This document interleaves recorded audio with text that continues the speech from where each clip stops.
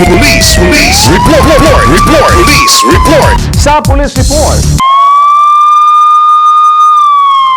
Ang Police Report hatod kaninyo ni Board Member Nemesio Imi Lahi-Lahi, Board Member, 2nd District, Misamis Occidental, Chairman sa Committee on Peace and Order sa Sangguniang Panlalawigan. Police report. Police report. Sa Police Report, empleyado sa Calamba District Hospital, sikop sa PIDEO sa drug buy-bust operation. Alang detalye ni Johnny Tommy.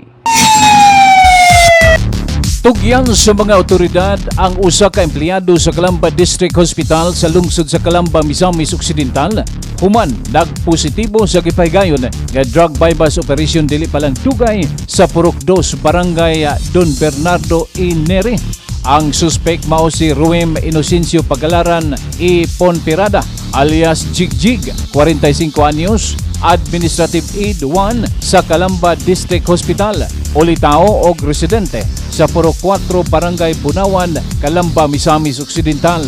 Si Ruem Inocencio Ponferrada Pagalaran gila sa kapulisan nga Top 9 Regional Priority List High Value Individual. Kini nga operasyon sa lungsod sa Calamba niadtong Agosto 23, gipanguluhan sa mga personnel sa Provincial Drug Enforcement Unit sa PNP, Provincial Headquarters sa Misamis Occidental, pinagiusab sa koordinasyon sa PDEA Region 10. Nakuha gikan sa posisyon sa target sa nagtakubang pusher buyer ang usa ka sachet. Din sulod nini ang gituohang shabu og lain pang 7 ka mga pakete. Din sulod gihapon ang gituohang shabu. Human gihimo ang body search. Lakip sa mga butang nga nakuha gikan sa posisyon sa suspect ang mga drug paraphernalia nga gamiton kon magpat-session ang suspect kauban sa iyang mga parokyano. Ana sa kustudiya sa Misamis Occidental, PNP Provincial Headquarters si Ruem Inocencio Ponferrada Pagalaran og kalapasan sa Republic Act 9165 o Comprehensive Dangerous Drugs Act of 2002 ang pag-aatobangong kaso niini. Alang sa Police Report, Johnny Tommy reporting.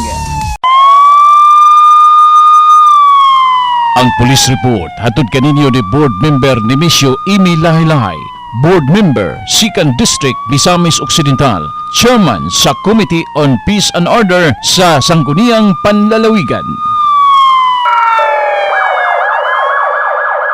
1 TV Patrol.